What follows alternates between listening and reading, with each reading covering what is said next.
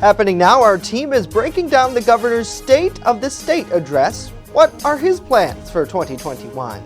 Plus, we tell you about a 101-year-old woman who's now vaccinated against COVID-19 here in Chautauqua County. Well, depending on your location, you could be dealing with a few lake effect snow showers through the afternoon. We'll time it out next. The news at noon starts right now. Live and on demand, this is WNY News Now. And thanks for joining us for WNY News Now. I'm Justin Gould. New York's governor this week is outlining his plan for the new year. In the first of three public addresses, Governor Andrew Cuomo focused on several points, including tackling the state's $15 billion budget deficit. As WNY News Now reporter Hope Winter explains, the Democrat plans to reopen the economy safely, calling for rapid action to distribute the COVID-19 vaccine. Today we have about 1 million doses in New York State for over 4 million eligible people. We only receive 300,000 doses per week from the federal government. At this rate, it will take us 14 weeks just to receive enough dosages for those currently eligible. With the help of a new federal administration and the innovative medical field, Cuomo plans to speed up vaccine distribution within the next couple weeks. Part of that, the governor introduced new plans like the Medical Supplies Act to ensure more medical supplies are manufactured in the state. He also plans to hire 1,000 fellows to facilitate a statewide vaccination operation through the new public health court. We will schedule appointments for vaccines weeks into the future.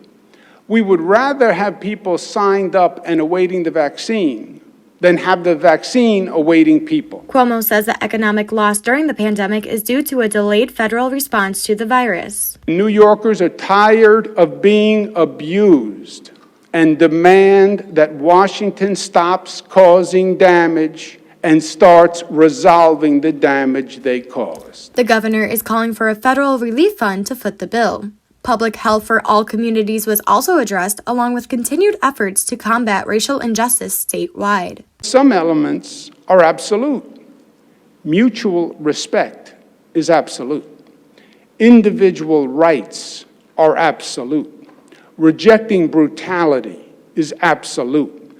Allowing police to do their job and do it safely is absolute. But for most issues, there is no top-down solution, one-size-fits-all approach. We have 500 communities with police departments in New York, and each one must develop an approach that works for them. Also part of Cuomo's 2021 plan is establishing a Reimagine Commission that will help modernize the state, with Cuomo calling for an expansion of telemedicine and broadband services. The commission will also look into investing a green economy to help decrease the threat of climate change. The governor is also looking at legalizing sports betting and recreational marijuana to help raise revenue for the state. Hope Winter, WNY News Now. Hope, thank you. State Senator George Borrello, in response to the address, says while the federal government does play a role in economic recovery, more focus belongs on the state's culture of overspending and its burdensome tax and regulatory environment, which he calls persistent obstacles to economic strength. Well, 4 new COVID-19 deaths and 376 new cases of the virus were reported in Chautauqua County from over this past weekend. The County Health Department's COVID-19 dashboard reported the update yesterday. According to the new data, the deaths involved a 70-year-old, 2 80-year-olds, and a 90-year-old. There have been 44 deaths connected to the virus since the pandemic started. The number of those hospitalized rose to 42 from 40 last week. The 7-day average percent positivity rate is also up from 11.2% to 13.4%. To date, there have been over 5,000 cases of COVID-19, with 4,200 people recovering.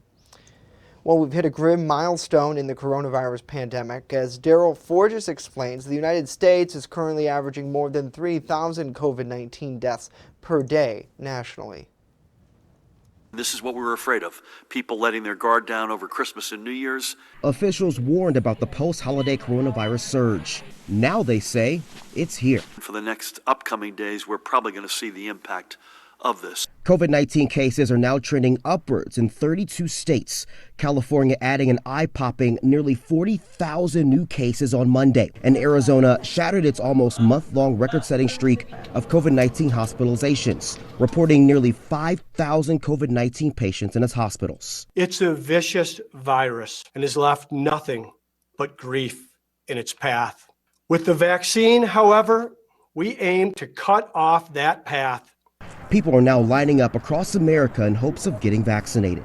I don't know if they'll give it to me or not if I ask, but I'm going to ask anyway. The CDC says more than 25 million doses have been distributed across America, but only about 9 million people have received their first dose, which has states increasingly dumping CDC recommendations on vaccine allocation and taking their own approach. We need mass vaccination events.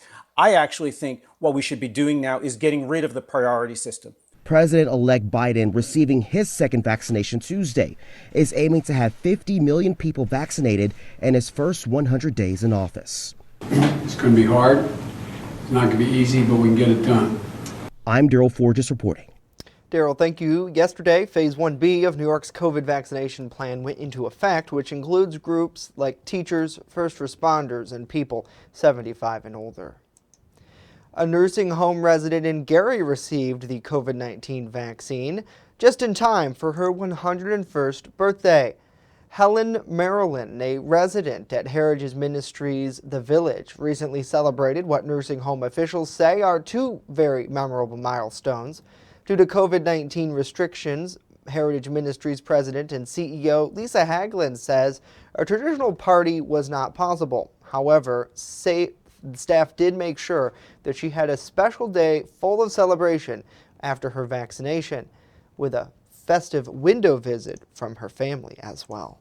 My hope is, based on some discussions I've had with residents, that our community will hear what our residents who are filled with wisdom have said.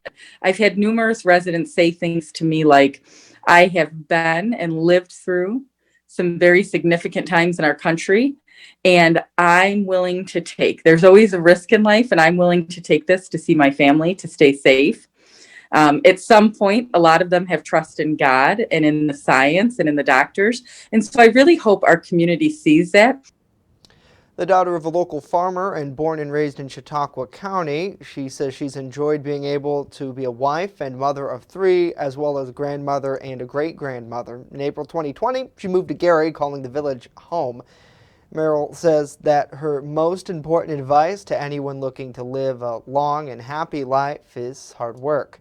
The vaccination process started in December, and so far, Haglund says over 80% of residents and 25% of employees have chosen to be vaccinated against COVID-19. They will need a second dose until the vaccination process is complete. Well, we thank you for joining us for WNY News Now as we get a check of the local news headlines that matter to you.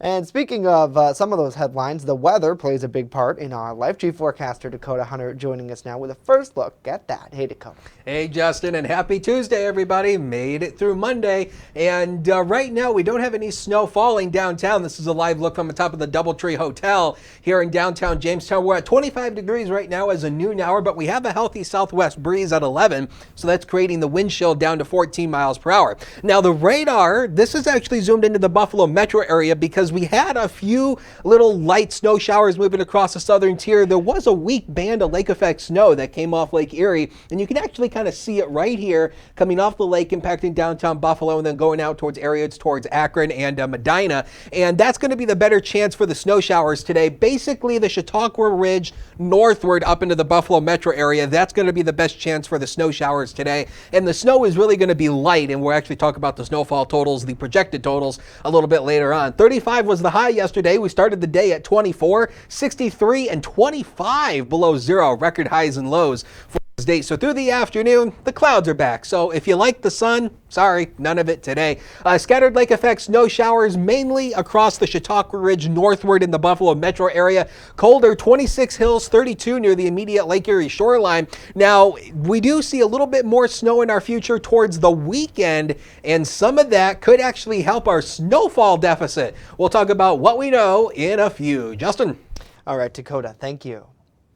A Jamestown City Councilwoman is praising current efforts to reform the city's police force following public input sessions last week. The reform effort is taking place as part of an executive order issued in 2020 by Governor Andrew Cuomo. During last night's City Council meeting, Democratic Councilwoman Vicki James expressed her thoughts on last week's Zoom discussion with the community. She says that the community and newly appointed police chief Tim Jackson are making strides in bridging a path forward. I think they were all very good, some great information gathered. Community input was great. It was out. There was a few themes in a few of them, and Chief Jackson, to know that a lot of people are thinking on the same line of thought that you are on. And so I think we're on a good place. The city is, as far as the executive order from the governor. The council will now work with Mayor Eddie Sundquist and others this week to discuss the next steps in reviewing and releasing feedback from the community. Buffalo Bills fans will once again be able to cheer on their team in person at the AFC Divisional Playoffs in Orchard Park this Saturday. This after New York State leaders announced yesterday this past weekend's venture to allow fans at Bills Stadium was a success. Guidelines will remain the same this weekend, with around 6,700 fans allowed to attend after testing negative for COVID-19.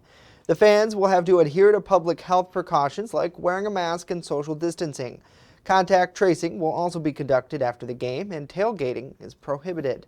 The Buffalo Bills won their first playoff game in 25 years after defeating the Indianapolis Colts 27-24. They will now face the Baltimore Ravens at Bills Stadium this Saturday at 8:15. Next here, we tell you about a new treat now available to our furry friends here in Jamestown. But first, where Congressman Tom Reed stands on impeaching President Donald Trump following the violence at the U.S. Capitol this week. Stay with us as WNY News Now continues on this Tuesday afternoon.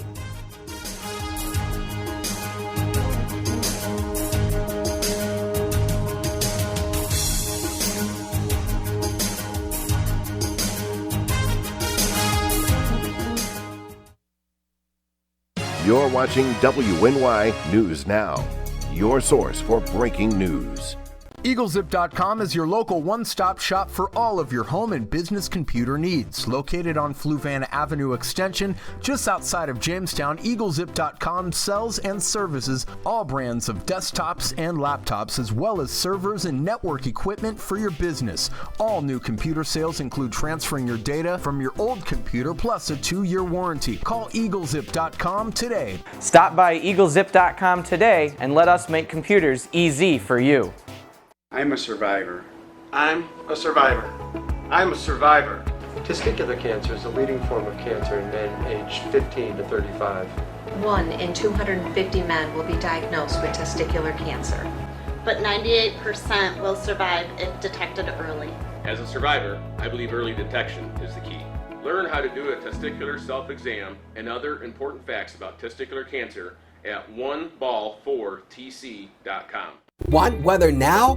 Download the WNY News Now mobile app and stay up to date on severe weather alerts. Plus, anytime hazardous weather strikes, stick with the Southern Tier's only 24/7 streaming network that keeps you safe. You're all in a tornado warning, so now is the time to go to a safe place, small room, lowest floor, near the center, away from windows. What are you waiting for? Download the WNY News Now mobile app today. It's free in the Apple App Store and Google Play Store. With coverage that matters, this is WNY News Now. And welcome back. A 34-year-old Jamestown man was arrested after allegedly fleeing police responding to a domestic dispute on Sturgis Street yesterday afternoon. Jamestown police say that Christian Kinsley was taken into custody with help from Police K-9 Cal after fleeing through several backyards. It's alleged that he struck and then placed his hands around the neck of a victim during the dispute. Furthermore, officers say the altercation happened in front of a 3-year-old child. Police say the man also had an order of protection to stay away from that location and the people there. Kinsley was taken to Jamestown City Jail and now faces several charges. Congressman Tom Reed is calling for President Donald Trump to face justice following last week's violence at the U.S. Capitol, yet believes the leader should not be impeached. In an op-ed published in the New York Times yesterday, the Republican says there is inadequate time to reasonably investigate, present, and then debate articles of impeachment against the president. The representative says while the president's words were unwise, they may not qualify as evidence to incite the violence. Reed says a too-quick impeachment will not suddenly change the minds of millions of Americans who still do not recognize the election of President-elect Biden as legitimate. He believes that rushed proceedings will be seen as validating the view that the impeachment was indeed a multi-year campaign to delegitimize Mr. Trump's 2016 election. Meanwhile, Democratic lawmakers in the House of Representatives introduced a single charge of impeachment yesterday against the president. The Democratic-controlled House is expected to take up the matter tomorrow after calling on Vice President Mike Pence to start the U.S. Constitution's 25th Amendment process of removing the president from office. Well, the FBI now has a stunning warning about the days leading up to the presidential inauguration next week. The acting Homeland Security Secretary has resigned, and Democrats are moving towards a fast second impeachment of the president. Karen Kafa reports from Washington with the latest developments. Karen. Security preparations for next week's inauguration here in Washington have accelerated, but it may not be the only place in the country susceptible to violence in the coming days. An FBI bulletin warns of the potential for armed protests at all 50 state capitals. Meanwhile, House Democrats are keeping their fast-track impeachment process moving along with a vote this evening. With the Capitol and the country still reeling from last week's violence, an internal FBI bulletin warns armed protests are being planned in Washington, D.C. and at all 50 state capitals in the days leading up to inauguration. The bulletin, first reported by ABC News and obtained by CNN, also says the FBI is tracking threats to harm President-elect Joe Biden, Vice President-elect Kamala Harris, and House Speaker Nancy Pelosi. They're saying this because they have intelligence that indicates this level of threat activity, and that is very concerning. Washington is under an emergency declaration through January 24th, the mayor urging people to stay away. The inauguration poses several unprecedented challenges that exceed the scope of our traditional planning processes. But in the midst of such heightened alert, acting Homeland Security Secretary Chad Wolf has resigned. Wolf, who served in an acting capacity for 14 months, cited ongoing and meritless court rulings regarding the validity of my authority as acting secretary as the basis for his exit. FEMA Administrator Pete Gaynor will step into the role during these crucial days ahead. Meanwhile, on Capitol Hill, House Democrats formally introduced their impeachment resolution charging Trump with incitement of insurrection. A vote is planned for Wednesday. We have to make sure that we are standing up for what is right and for the Constitution. And before they vote on that impeachment resolution, the House this evening is scheduled to vote on a resolution that calls on the Vice President Mike Pence to invoke the 25th Amendment. Sources close to the Vice President say that's something he's unlikely to do. And another source close to the Vice President says the remaining focus for his days in office will be to telegraph to the rest of the world that the U.S. has a fully functioning government. In Washington, I'm Karen Kafa.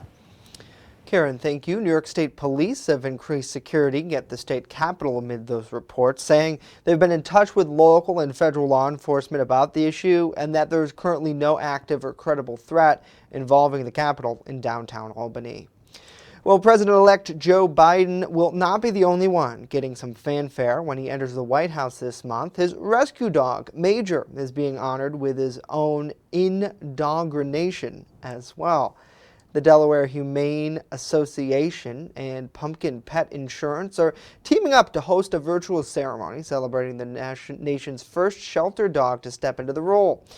The indogrenation is scheduled for January 17th, 3 days before Biden's own inauguration, and will be hosted by Jim Martin of NBC's Today. A $10 minimum donation is required for those who want to join the Zoom event, and all the proceeds will go to the Delaware Humane Association. Now, the Biden's first adopted Major in 2018. While he is set to become the first shelter dog in the White House, he's not the first rescue dog. Before Major came Yuki, a mixed breed pup who was abandoned at a gas station and rescued by President Lyndon B. Johnson's daughter, Lucy. President Bill Clinton's family cat, Socks, was also a rescue. Well, we thank you for joining us for WNY News Now as we get a check of local news headlines that matter to you. Let's check in the comments and see what people are saying. Good to see Bridget. Good to see Donna, Sandy, Amy, and Brian. Let us know what you think about these stories and more. Now let's turn to Chief Forecaster Dakota Hunter, who's standing by in the First Defense Weather Center with a look at our weather. And Dakota, yesterday we got some of that beautiful sunshine out there that I think we were all so happy to see, but today it does seem like it's a little more gloomy. Yep, and I mean, you know, it's just like what we wrote on Web Weather yesterday. We were searching high and low for the sunshine, and now it's gone. Let's take a look at Links 1, and we will take a look at the snowfall here. What's interesting is this is kind of embarrassing when you think about it. We've only had 21 inches of snow so far this season as we run. Look at where we should be on this date, 43.9 inches of snow, close to 44 inches for a seasonal total. That's where we should be. So it's rather embarrassing. So when we started looking at this, the whole weather team and I started looking at, well, what are the least snowiest winters in the city of Jamestown? So we went back through the record books and found the top 6 least snowiest. The least snowiest was in the winter of 1947-48, where we only had 52.2 inches of snow gauged throughout the entire season.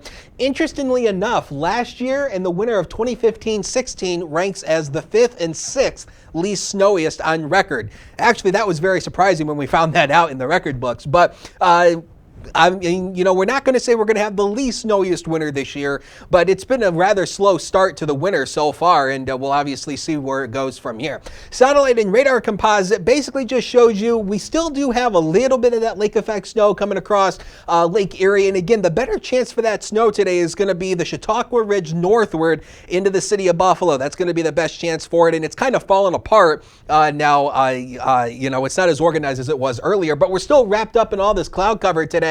That was the clearing that came through yesterday, but yeah, now we're back into the cloud cover, as we told you would be the case for today. 25 here in town right now, 28 Mayville. Good afternoon to you. 28 also in Fredonia, 29 Dunkirk, 30 over in Erie, 26 in Clymer, 30 Olean, 27 over in Randolph. Temperatures not ranging too far today, and they're not really going to drop off too much tonight either. So Future Scan shows you it's kind of overdoing the lake effect snow band here. It's kind of falling apart now, but again, it does show you kind of where the better chance for the snow is going to be, mainly north of the city of Dunkirk, going up into the Buffalo metro area. Now, we will see a few isolated to scattered snow showers coming off the lake, especially early this afternoon or late this afternoon, this evening, and then that ultimately tapers off tonight. Tomorrow should be a dry day, but expect lots of clouds around. And then as we go into Thursday, our next storm system comes our way with a few rain and snow showers on Thursday, which will later turn to all snow for Friday and the weekend. So snowfall amounts insignificant really today,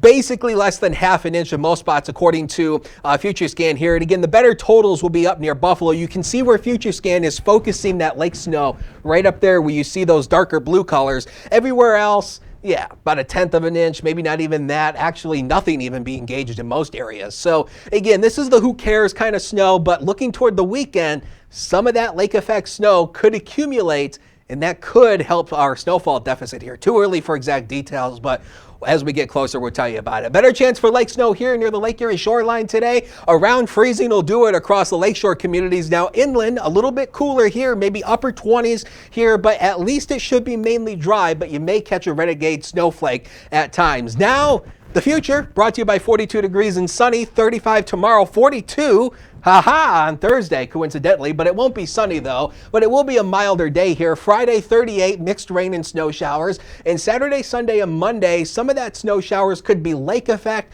Too early to tell if it's going to be significant or how much, but that is something we are keeping an eye on, and we'll give you the details as we get closer. Justin?